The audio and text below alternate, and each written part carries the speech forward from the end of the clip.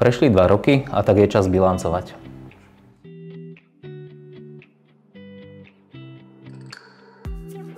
Viaceré body máme rozpracované, pri niektorých už vidím hotovo. Práca primátora nie je len v kancelárii, a tak poďme spolu pozrieť do terénu. Snažíme sa komunikovať rôznymi spôsobmi. Zaviedli sme pravidelné hodiny otázok s primátorom, niektoré z nich prebiehajú priamo v teréne. Pre tých z vás, ktorí nemáte čas na to, aby sme sa stretávali osobne, sme vytvorili novú mobilnú aplikáciu.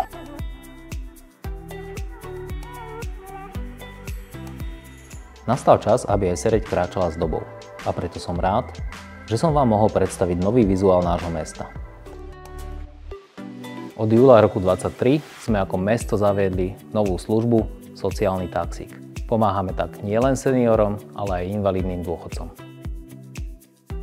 Nie každé mesto poskytuje svojim obyvateľom aj možnosť opatrovateľskej služby. Som rád, že mesto Sereď takúto službu má, poskytujeme ju a v roku 2024 sme získali vyše 400 000 na podporu tejto služby, tak aby bola kvalitná a aby sme odbremenili mestský rozpočet.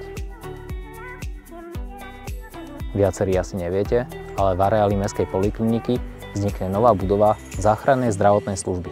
Už onedlho začína jej výstavba. Obnovili sme 2 vnútrobloky spolu za viac ako 1,4 milióna eur.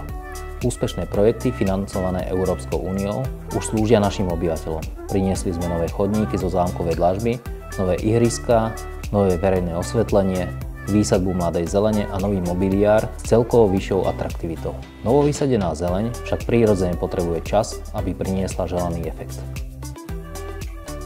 Aj Dom kultúry získal v predchádzajúcom období takmer 190 000 eur z externých zdrojov. Osadili sme vstupnú rampu do budovy, vybudovali automatickú plošinu pre zdravotne postihnutých, vymenili vchodové dvere, nainštalovaná bola nová klimatizácia, výpočtová technika a interiérové vybavenie. Z mestských peňazí sme zafinancovali výmenu okien, čím sa prispelo aj k energetickej úspore. Nový bežecký ovál na škole Jána Amosa Komenského zlepšil športové podmienky nielen pre žiakov, ale aj pre záujemcov o športové vyžitie a tréningy. Celkové náklady na projekt boli takmer 160 000, z čoho vlastné finančné prostriedky mesta tvorili 75 000 eur. Za splnený predvolený sľub možno považovať vybudovanie nových športovísk, ktoré sme v meste realizovali. Vybudovali sme 4 športoviská v celkovej hodnote až 420 000 eur, pričom 290 000 sme získali z externých zdrojov z Ministerstva informatizácie a regionálneho rozvoja. Ďakujeme. Vybudovali sme nové odstavné plochy pre autá na Železničnej ulici. V prvej etape projektu vznikla plocha pre takmer 20 vozidiel. Vďaka úspešnému projektu sme pre Sereď získali skoro 630 000 eur, za ktoré aktuálne budujeme v Zámockom parku komplexné zázemie pre tenistov a nadšencov raketových športov. V novom tenisovom areáli vybudujeme 5 tenisových kurtov, vznikne to aj klubovňa, priestor pre parkovanie a vysadíme kopec novej zelene. Mimoriadne sa teším tomu, že sme pohli s projektom inžinierských sietí pre kaštiel. Je to zásadná vec, bez ktorej by sme obnovu kaštieľa nevedeli dotiahnuť do konca. Vďaka projektu inžinierských sietí si v týchto krásnych priestoroch už čoskoro dáme spolu kávu.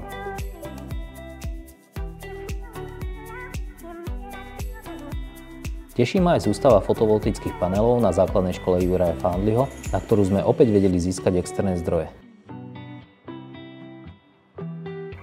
Športoviská obnovujeme cez projekty aj vďaka sponzorom a vďaka vám tu na Mlynárskej vznikne budúci rok nový K-park.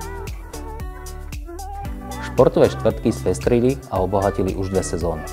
Pod taktovkou koordinátora práce s mládežou organizujeme podujatia pre sereďskú mládež a rodiny. Mesto takto poskytuje priestor pre zmysluplné trávenie voľného času mladých. Sereď získala hlavnú cenu ako mesto s najpriateľskejším vzťahom k mládeži od Asociácie krajských rád mládeže. Ocenenie je znakom, že si našu novo navrhnutú cestu k mládeži všimli a pozitívne vnímajú aj za hranicami nášho mesta.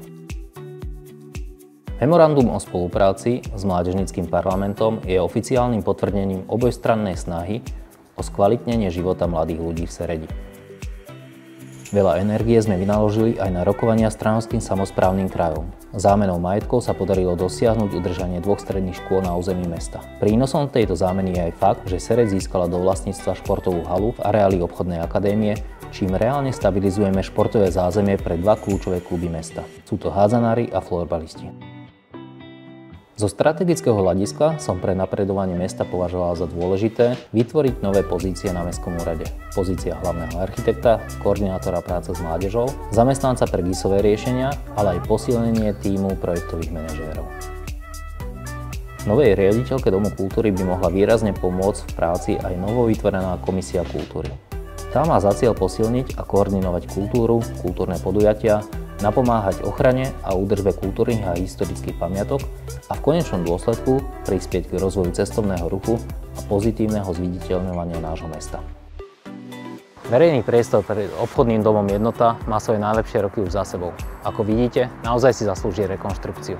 Som veľmi rád, že sa nám podarilo dotiahnuť do debaty majiteľa obchodného domu Jednota a spolu s hlavným architektom sme pripravili memorandum o spolupráci. Mesto Sereď tak po prvýkrát pôjde do verejno-súkromného partnerstva a vypíšeme urbanisticko-architektonickú súťaž, ktorá bude mať na starosti celý tento priestor. V septembri tohto roku bola úplne zdemolovaná najvyššia budova komplexu Milex, ktorá vytvárala zlý dojem z celého nášho mesta. Developer prislúbil, že svoje budúce investície chce konzultovať aj s mestom Sereď. Za 2 roky je toho celkom dosť, avšak pracovali sme aj na mnohých iných projektoch a problémoch tohto mesta. Verím tomu, že už čoskoro budete vidieť nové výsledky.